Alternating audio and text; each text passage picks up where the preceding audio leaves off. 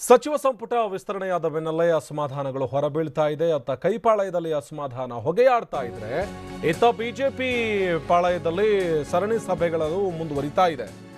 BSY ನೇತೃತ್ವದಲ್ಲಿ ಸರಣಿ ಸಭೆಗಳು ಮುಂದುವರಿತಾ ಇದೆ. ಇಂದು ಬೆಂಗಳೂರು ದಕ್ಷಿಣ, ಬೆಂಗಳೂರು ಕೇಂದ್ರ ಮತ್ತು ಬೆಂಗಳೂರು ಉತ್ತರ ಕೇಂದ್ರಗಳ ಮುಖಂಡರ ಸಭೆಯನ್ನು ನಡೆಸಲಾಗ್ತಾ ಇದೆ. ಒಂದು ಕಡೆ ಮಲ್ಲೇಶ್ವರಂನ ಬಿಜೆಪಿ ಕಚೇರಿಯಲ್ಲಿ ನಡೀತಾ ಇರುವಂತಹ ಸಭೆ ಇದು. ಕೇಂದ್ರ ಸಚಿವ ಡಿ.ವಿ. ಸದಾನಂದ ಗೌಡ, ಪಿ.ಸಿ. ಮೋಹನ್, ಗೋವಿಂದ ಕಾರಜೋಳ, ಶೋಭಾ ಕರಂದ್ಲಾಜೆ ಸೇರಿದಂತೆ ಕಾರ್ಪೊರೇಟರ್ಗಳು ಮತ್ತು ಪದಾಧಿಕಾರಿಗಳು ಭಾಗಿಯಾಗಿದ್ದಾರೆ. ಲೋಕಸಭೆ ಚುನಾವಣೆಗೆ ಸಂಬಂಧಪಟ್ಟ ಹಾಗೆ ಬಿಜೆಪಿ ನಡೆಸ್ತಾ ಇರುವಂತಹ ಸಭೆಗಳಿದು. ಸರಣಿ ಸಭೆಗಳು ನಡೀತಾ ಇದೆ. ಕೇಂದ್ರ ಸಚಿವರಾದಂತಹ ಡಿ.ವಿ. ಸದಾನಂದ ಗೌಡ, ಶೋಭಾ ಕರಂದ್ಲಾಜೆ, ಪಿ.ಸಿ. ಮೋಹನ್ ಸೇರಿದಂತೆ ಅನೇಕ ಕಾರ್ಪೊರೇಟರ್ಗಳು ಕೂಡ ಇವತ್ತಿನ ಸಭೆಯಲ್ಲಿ ಭಾಗಿಯಾಗ್ತಾ ಇದ್ದಾರೆ. ಕಾರ್ಪೊರೇಟರ್ಗಳ ಜೊತೆಗೆ ಬಿಜೆಪಿ ಪಕ್ಷದ ಪದಾಧಿಕಾರಿಗಳು ಕೂಡ ಇವತ್ತಿನ ಸಭೆಯಲ್ಲಿ ಭಾಗಿಯಾಗಿದ್ದಾರೆ. ಬಿಎಸ್ವೈ ನೇತೃತ್ವದಲ್ಲಿ ನಡೀತಾ ಇರುವಂತಹ ಸಭೆ ಇದು. ಬಿಜೆಪಿಯ ಮಲ್ಲೇಶ್ವರದ ಕಚೇರಿಯಲ್ಲಿ ಈ ಸರಣಿ ಸಭೆಗಳು ನಡೀತಾ ಇದೆ. ಬೆಂಗಳೂರು ಉತ್ತರ, ಬೆಂಗಳೂರು ದಕ್ಷಿಣ ಹಾಗೆ ಬೆಂಗಳೂರು ಕೇಂದ್ರ, ಈ ಮೂರು ಲೋಕಸಭಾ ಕ್ಷೇತ್ರಗಳಿಗೆ ಸಂಬಂಧಪಟ್ಟ ಹಾಗೆ ನಡೀತಾ ಇರುವಂತಹ ಸಭೆ ಇದು. ಸಭೆಯಲ್ಲಿ ಗೋವಿಂದ ಕಾರಜೋಳ್, ಬಿ.ಎಸ್. ಯಡಿಯೂರಪ್ಪ, ಶೋಭಾ ಕರಂದ್ಲಾಜೆ, ರವಿಕುಮಾರ್, ಅರವಿಂದ್ ಲಿಂಬಾವಳಿ ಸೇರಿದಂತೆ ಕೇಂದ್ರ ಸಚಿವ ಡಿ.ವಿ. ಸದಾನಂದ ಗೌಡ ಕೂಡ ಭಾಗಿಯಾಗಿದ್ದಾರೆ. ಅಲ್ಲಿ ಒಂದಷ್ಟು ಪಕ್ಷವನ್ನು ಯಾವ ರೀತಿಯಾಗಿ ಬಲಪಡಿಸಬೇಕು, ಮುಂಬರುವಂತಹ ಲೋಕಸಭೆ ಚುನಾವಣೆಯನ್ನ ಯಾವ ರೀತಿಯಾಗಿ ಎದುರಿಸಬೇಕು ಅನ್ನುವಂಥ ನಿಟ್ಟಿನಲ್ಲಿ ನಡೀತಾ ಇರುವಂತಹ ಸಭೆ ಇದು. ಸಭೆಯಲ್ಲಿ ಬಿಜೆಪಿಯ ಕಾರ್ಪೊರೇಟರ್ಗಳು ಕೂಡ ಭಾಗಿಯಾಗಿದ್ದಾರೆ. ಅಂದರೆ ಬಿಬಿಎಂಪಿಯ ಕಾರ್ಪೊರೇಟರ್ಗಳು ಭಾಗಿಯಾಗಿದ್ದಾರೆ. ಅದರ ಜೊತೆಗೆ ಒಂದಷ್ಟು ಜನ ಪದಾಧಿಕಾರಿಗಳು ಕೂಡ ಇವತ್ತಿನ ಸಭೆಯಲ್ಲಿ ಭಾಗಿಯಾಗಿದ್ದಾರೆ. ದೃಶ್ಯದಲ್ಲಿ ಕೂಡ ನೋಡ್ತಾ ಇದ್ದೀವಿ. ಇದು ಬಿಜೆಪಿ ಮಲ್ಲೇಶ್ವರದಲ್ಲಿರುವಂತಹ ಬಿಜೆಪಿ ಕಚೇರಿಯಲ್ಲಿ ನಡೀತಾ ಇರುವಂತಹ ಸಭೆ ಇದು.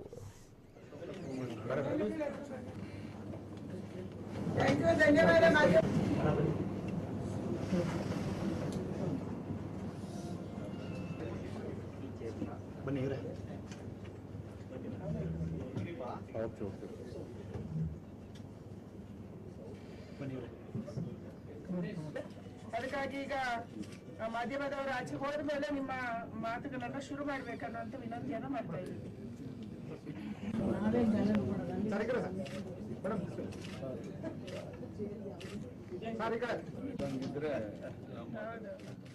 ಇದು ಬಿಜೆಪಿ ಪಕ್ಷದಲ್ಲಿ ನಡೀತಾ ಇರುವಂತಹ ಸಭೆ ಇದು. ಸರಣಿ ಸಭೆಗಳು ನಡೀತಾ ಇದೆ. ಬೆಂಗಳೂರು ಉತ್ತರ, ಬೆಂಗಳೂರು ದಕ್ಷಿಣ ಜೊತೆಗೆ ಬೆಂಗಳೂರು ಸೆಂಟ್ರಲ್ ಲೋಕಸಭಾ ಚುನಾವಣೆಗೆ ಸಂಬಂಧಪಟ್ಟ ಹಾಗೆ ಲೋಕಸಭಾ ಕ್ಷೇತ್ರಗಳ ಪದಾಧಿಕಾರಿಗಳು ಜೊತೆಗೆ ಬಿಬಿಎಂಪಿಯ ಕಾರ್ಪೊರೇಟರ್ಗಳು, ಅಂದರೆ ಆಯಾ ಭಾಗದ ಕಾರ್ಪೊರೇಟರ್ಗಳು ಭಾಗವಹಿಸಿದ್ದಾರೆ. ಯಾಕಂದರೆ ಬೂತ್ ಮಟ್ಟದಲ್ಲಿ ಬಿಜೆಪಿ ಪಕ್ಷವನ್ನು ಯಾವ ರೀತಿಯಾಗಿ ಬಲಪಡಿಸಬೇಕು, ಕಾರ್ಯಕರ್ತರನ್ನು ಹುರಿದುಂಬಿಸಬೇಕು ಅನ್ನುವಂಥ ನಿಟ್ಟಿನಲ್ಲಿ ನಡೀತಾ ಇರುವಂಥ ಸಭೆ ಇದು. ಬಿಬಿಎಂಪಿಯ ಕಾರ್ಪೊರೇಟರ್ಗಳು ಕೂಡ ಭಾಗಿಯಾಗಿದ್ದಾರೆ. ಆಯಾ ಕ್ಷೇತ್ರದಲ್ಲಿ ಯಾವ ರೀತಿಯಾದಂಥ ಒಡನಾಟವನ್ನು ಹೊಂದಿರಬೇಕು, ಈ ಮುಂಬರುವಂತಹ ಲೋಕಸಭೆ ಚುನಾವಣೆಯಲ್ಲಿ ಯಾವ ರೀತಿಯಾಗಿ ಪಕ್ಷದ ಪರವಾಗಿ ಪ್ರಚಾರವನ್ನು ನಡೆಸಬೇಕು ಅನ್ನೋ ನಿಟ್ಟಿನಲ್ಲಿ ನಡೀತಾ ಇರುವಂಥ ಸಭೆ ಇದು. ಈ ಸಭೆ ಬಗ್ಗೆ ಮತ್ತಷ್ಟು ಅಪ್ಡೇಟ್ಸ್ ಅನ್ನು ಕೊಡ್ತಾರೆ ನಮ್ಮ ಪ್ರತಿನಿಧಿ ಕಿರಣ್ ಜಾಯ್ನ್ ಆಗಿದ್ದಾರೆ. ಕಿರಣ್, ಬಿಜೆಪಿ ಪಾಳ್ಯದಲ್ಲಿ ನಡೀತಾ ಇರುವಂತಹ ಸರಣಿ ಸಭೆ ಇದು. ಇವತ್ತು ಬೆಂಗಳೂರು ಉತ್ತರ, ದಕ್ಷಿಣ ಜೊತೆಗೆ ಕೇಂದ್ರ ಲೋಕಸಭಾ ಕ್ಷೇತ್ರದ ಮುಖಂಡರು ಜೊತೆಗೆ ಪದಾಧಿಕಾರಿಗಳು ಭಾಗಿಯಾಗಿದ್ದಾರೆ. ಏನು ನಡೀತಾ ಇದೆ ಚರ್ಚೆಯಲ್ಲಿ ಕಿರಣ್? ಆನಂದ, ರಾಜ್ಯ ರಾಜಕಾರಣದಲ್ಲಿ ಒಂದಷ್ಟು ಬೆಳವಣಿಗೆಗಳು ನಡೀತಾ ಇದ್ರು ಕೂಡ ಸರ್ಕಾರ ರಚನೆಯ ಒಂದು ಅವಕಾಶ ಬಿಜೆಪಿ ಇದ್ರೂ ಕೂಡ ಆ ನಿಟ್ಟಿನಲ್ಲಿ ಹೆಚ್ಚು ಗಮನವನ್ನು ಹರಿಸಿದಂತಹ ಬಿಜೆಪಿ ಈಗ ಲೋಕಸಭಾ ಚುನಾವಣೆಯತ್ತ ಹೆಚ್ಚಿನ ಗಮನವನ್ನು ಕೇಂದ್ರೀಕರಿಸಿದೆ. ಈ ಕಾರಣಕ್ಕೆ ಇವತ್ತು 3ನೇ ದಿನದ ಸರಣಿ ಸಭೆಯನ್ನ ಬಿಜೆಪಿ ರಾಜ್ಯಾಧ್ಯಕ್ಷ ಯಡಿಯೂರಪ್ಪ ಮುಂದುವರಿಸುತ್ತಿರುವಂತದ್ದು. ಮೊನ್ನೆ ಬೆಳಗಾವಿಯಲ್ಲಿ ಚಿಕ್ಕೋಡಿ ಮತ್ತು ಬೆಳಗಾವಿ ಕ್ಷೇತ್ರಗಳ ಸಭೆಯನ್ನ ಮಾಡಿದಂತ ಯಡಿಯೂರಪ್ಪ ನಿನ್ನೆ ಕೋಲಾರ ಹಾಗೂ ಚಿಕ್ಕಬಳ್ಳಾಪುರ ಕ್ಷೇತ್ರಗಳ ಸಭೆಯನ್ನ ಮಾಡಿದ್ರು. ಇವತ್ತು ಬೆಂಗಳೂರು ಉತ್ತರ, ಬೆಂಗಳೂರು ದಕ್ಷಿಣ ಮತ್ತು ಬೆಂಗಳೂರು ಕ್ಷೇತ್ರ 3 ಲೋಕಸಭಾ ಕ್ಷೇತ್ರಗಳ ಮುಖಂಡರ ಸಭೆಯನ್ನ ನಡೆಸಿದ್ದಾರೆ. ಇಲ್ಲಿ ಪ್ರಮುಖವಾಗಿ ಜನವರಿ 11 ಮತ್ತು 12ರಂದು ನವದೆಹಲಿಯಲ್ಲಿ ರಾಜ್ಯದ ಎಲ್ಲಾ ಬಿಜೆಪಿ ಘಟಕಗಳಿಂದ ಕೂಡ ವರದಿಯನ್ನ ಸಲ್ಲಿಕೆ ಮಾಡಬೇಕಾಗಿರುವಂತಹ ಕಾರಣದಾಗಿ ಜನವರಿ 10ರೊಳಗಾಗಿ ರಾಜ್ಯ ಬಿಜೆಪಿ ಚುನಾವಣೆಗಾಗಿ ಮಾಡಿಕೊಂಡಿರುವಂತಹ ತಯಾರಿಯನ್ನ ಬಿಜೆಪಿ ಹೈಕಮಾಂಡ್ಗೆ ಸಲ್ಲಿಸಬೇಕಾಗಿದೆ. ವರದಿ ರೂಪದಲ್ಲಿ ಈ ಒಂದು ವರದಿಯನ್ನ ಸಲ್ಲಿಕೆ ಮಾಡಬೇಕಾಗಿರುವಂತಹ ಕಾರಣದಾಗಿ ಪ್ರತಿ 28 ಲೋಕಸಭಾ ಕ್ಷೇತ್ರಗಳ ಮುಖಂಡರ ಸಭೆಯನ್ನ ಮಾಡಿ ಅಲ್ಲಿ ಅಭಿಪ್ರಾಯವನ್ನ ಸಂಗ್ರಹಣೆ ಮಾಡಿ ಬಿಜೆಪಿ ಹೈಕಮಾಂಡ್ಗೆ ವರದಿಯನ್ನು ತೆಗೆದುಕೊಂಡು ಹೋಗಬೇಕಾಗಿರುವಂತ ಹಿನ್ನೆಲೆಯಲ್ಲಿ ಈಗ ಯಡಿಯೂರಪ್ಪ ಬೆಳಗಾವಿ ಅಧಿವೇಶನ ಮುಗಿದ ತಕ್ಷಣವೇ ಅವರು ಕೂಡ ಈಗ ಫೀಲ್ಡ್ ಗಿಳಿದಿರುವಂತದ್ದು. ಆ ಕಾರಣಕ್ಕಾಗಿ ಈಗ ಇವತ್ತು ಈಗಾಗಲೇ 4 ಕ್ಷೇತ್ರಗಳ ಮುಖಂಡರ ಸಭೆ ಆಗಿದೆ. ಇವತ್ತು 3 ಕ್ಷೇತ್ರಗಳ ಸಭೆಯನ್ನ ಮಾಡ್ತಾ ಇದ್ದಾರೆ. ಬೆಂಗಳೂರಿಗೆ ಸಂಬಂಧಪಟ್ಟಂತಹ ಸಭೆಯನ್ನು ಇವತ್ತು ಮಾಡ್ತಾ ಇರುವಂತದ್ದು. ಇಲ್ಲಿ ಅಭ್ಯರ್ಥಿಗಳು ಯಾರಾಗಬೇಕು ಅನ್ನುವಂತಹ ವಿಚಾರ, ಅಂದ್ರೆ ಬೆಂಗಳೂರಿನಲ್ಲಿ ಇರುವಂತದ್ದು ಪ್ರಮುಖವಾಗಿ ಬೆಂಗಳೂರು ಉತ್ತರ ಮತ್ತು ಬೆಂಗಳೂರು ಕ್ಷೇತ್ರಕ್ಕೆ ಬಹುತೇಕ ಈಗಾಗಲೇ ಇರುವಂತಹ ಹಾಲಿ ಸಂಸದರೇ ಆಗಿರುವಂತಹ ಕೇಂದ್ರ ಸಚಿವ ಡಿ.ವಿ. ಸದಾನಂದ ಗೌಡ ಮತ್ತು ಪಿ.ಸಿ. ಮೋಹನ್ ಅವರಿಗೆ ಮತ್ತೆ ಟಿಕೆಟ್ ಸಿಗುವಂತ ಖಚಿತ ಆಗಿದೆ. ಆದ್ರೆ ಬೆಂಗಳೂರು ದಕ್ಷಿಣ ಕ್ಷೇತ್ರದಲ್ಲಿ ಈಗ ಅಭ್ಯರ್ಥಿ ಯಾರಾಗಬೇಕು ಅನ್ನುವಂಥದ್ದು ಈಗ ಒಂದಷ್ಟು ಪ್ರಶ್ನೆ ಆಗಿರುವಂತದ್ದು.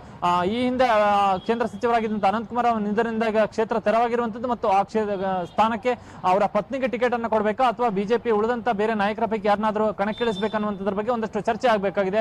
ಆ ನಿಟ್ಟಿನಲ್ಲಿ ಬೆಂಗಳೂರಿನ ಬಿಜೆಪಿ ಮುಖಂಡರ ಸಭೆಯನ್ನ ಇವತ್ತು ಯಡಿಯೂರಪ್ಪ ಮಾಡ್ತಾ ಇದ್ದಾರೆ. ಪ್ರಮುಖವಾಗಿ ಇವತ್ತಿನ ಸಭೆಯಲ್ಲಿ ಬೆಂಗಳೂರಿನ ಬಿಜೆಪಿ ಶಾಸಕರು ಮತ್ತು ಬಿಬಿಎಂಪಿ ಸದಸ್ಯರನ್ನು ಕೂಡ ಇವತ್ತಿನ ಸಭೆಗೆ ಆಹ್ವಾನ ಕೊಟ್ಟು ಅವರ ಅಭಿಪ್ರಾಯವನ್ನ ಪಡೆಯುವಂತಹ ಒಂದು ಕೆಲಸವನ್ನು ಕೂಡ ಮಾಡಲಾಗ್ತಿದೆ. ಯಾಕೆಂದ್ರೆ ಇಲ್ಲಿ 3 ಕ್ಷೇತ್ರಗಳ ಪೈಕಿ 2 ಕ್ಷೇತ್ರಗಳಲ್ಲಿ ಅಭ್ಯರ್ಥಿಗಳು ಬಹುತೇಕ ಖಚಿತ ಆಗಿರುವಂತಿಲ್ಲ. ಹಾಲಿ ಇರುವಂತವರಿಗೆ ಮತ್ತೆ ಟಿಕೆಟ್ ಅನ್ನು ಕೊಡುವಂತ ಖಚಿತ ಆಗಿರುವಂತ ಕಾರಣಕ್ಕಾಗಿ ಬಿಜೆಪಿಗೆ ಬೆಂಗಳೂರು ದಕ್ಷಿಣ ಕ್ಷೇತ್ರಕ್ಕೆ ಅಭ್ಯರ್ಥಿನ ಆಯ್ಕೆ ಮಾಡುವಂತದ್ದು ಒಂದಷ್ಟು ಸವಾಲಿನ ಕೆಲಸ ಆಗಿದೆ. ಯಾಕೆಂದ್ರೆ ಈ 2 ಮಿತ್ರ ಪಕ್ಷಗಳು ಕಾಂಗ್ರೆಸ್ ಮತ್ತು ಜೆಡಿಎಸ್ ಸೇರಿ ಬೆಂಗಳೂರು ದಕ್ಷಿಣ ಕ್ಷೇತ್ರದಲ್ಲಿ ಪ್ರಬಲ ಅಭ್ಯರ್ಥಿಯನ್ನು ಕಣಕ್ಕಿಳಿಸುವಂತ ಬಹುತೇಕ ನಿಶ್ಚಿತ ಆಗಿದೆ.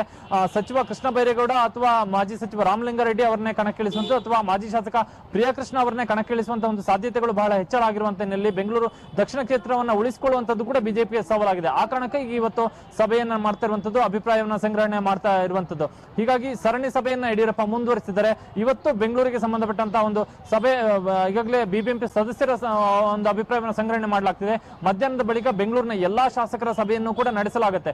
ಈ ಸಭೆಯಲ್ಲಿ ಸಂಗ್ರಹವಂತಹ ಅಭಿಪ್ರಾಯವನ್ನು ಆಧರಿಸಿ ಟಿಕೆಟ್ ಅನ್ನ ಯಾರಿಗೆ ಕೊಡಬೇಕು ಅನ್ನುವಂಥದ್ರ ಬಗ್ಗೆ ಮತ್ತೊಂದು ಸುತ್ತಿನ ಸಭೆಯನ್ನು ನಡೆಸಿ ವರಿಷ್ಠರು ತೀರ್ಮಾನವನ್ನ ತೆಗೆದುಕೊಳ್ಳಲಿದ್ದಾರೆ. ಆ ಕಾರಣಕ್ಕಾಗಿ 28 ಲೋಕಸಭಾ ಕ್ಷೇತ್ರಗಳ ಸಭೆಯನ್ನ ಇವತ್ತಿಗೆ ಬೆಂಗಳೂರಿನ ಸಭೆಯನ್ನ ಮುಂದುವರಿಸಲಾಗ್ತಿದೆ. ಆನಂದ್, ಧನ್ಯವಾದ ಕಿರಣ್ ಮಾಹಿತಿಗಾಗಿ.